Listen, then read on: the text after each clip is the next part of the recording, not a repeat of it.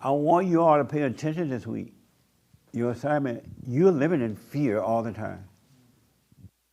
You could be driving your car by yourself, no one's in the car but you, or you could be home and you're not being distracted by anything. You're in fear. You're in fear. The fear tell you what to say, when to say it. The fear makes you smile when you really don't want to smile. It'll make you smile.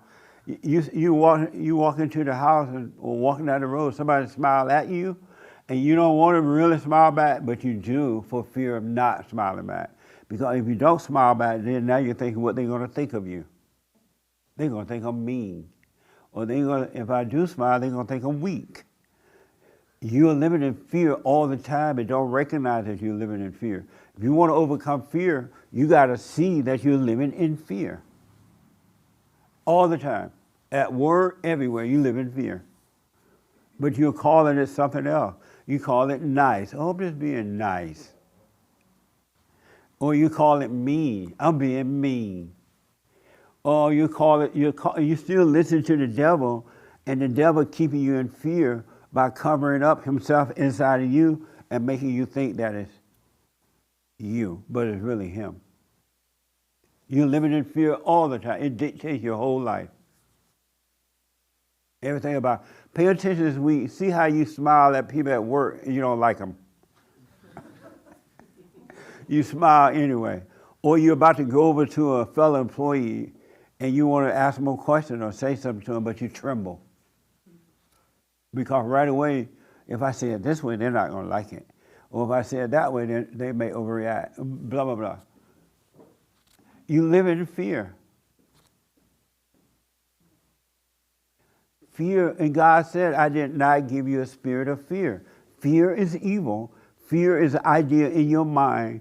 You feel it in your emotion, but you're not your emotion and you're not your mind. It's all in here, folks. It's not real.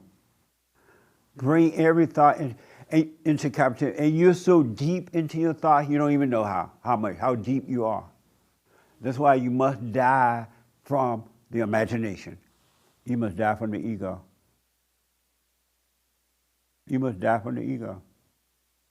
I was talking to a young man in counseling this week, and young guy in his 20s, muscular guy, he said, he involved active and things like that, and well known for being a good judo guy, and at the gym, he said, all kind of things. And he was in a country where you could drive down the road really fast, like 130, 100, they don't have no limit in this country, Germany somewhere, I think. And he was driving 130 miles an hour, well known in this town, right? And he was driving 130 miles an hour, and then somebody else was driving that fast, and they came across to his lane. He ran into a tree, and his whole body, half his body, was cut off. Was cut off. And now he want to die. I'm like, no, you don't. It's just your body. You're not your body.